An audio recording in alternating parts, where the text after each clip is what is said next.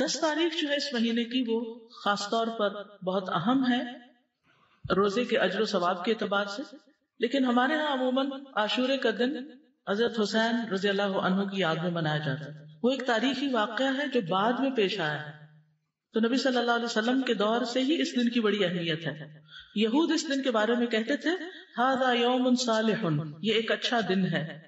بخاری میں آتا ہے ھذا یوم عظیم، یہ بڑی عظمت والا دن ہے۔ تو 10ویں محرم کیا ہے؟ اچھا اور عظمت والا دن ہے۔ یہ کعبہ کو غلاف پہنانے کا دن ہے۔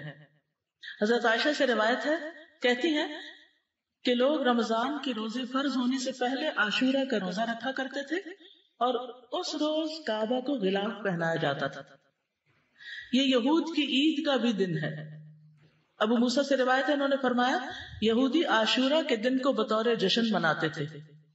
نبی صلی اللہ علیہ وسلم نے فرمایا تم اس دن روزہ رکھو، کیونکہ انہیں فرعون سے نجات ملی تھی اس دن، اس کی یاد میں وہ اس کو خوشی کا دن بنا کر مناتے تھے۔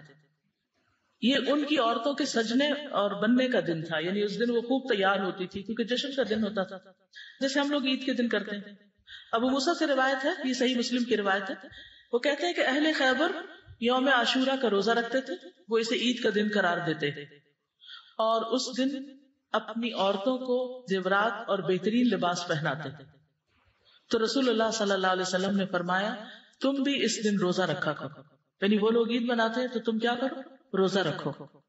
یہ نجات کا دن اور شکر کے روزے کے طور پر یہود کے ہاں مشہور تھا۔ جب نبی صلی اللہ علیہ وسلم مدینہ آئے تو وہاں کے لوگ ایک دن یعنی عاشورہ کا دن روزہ رکھتے۔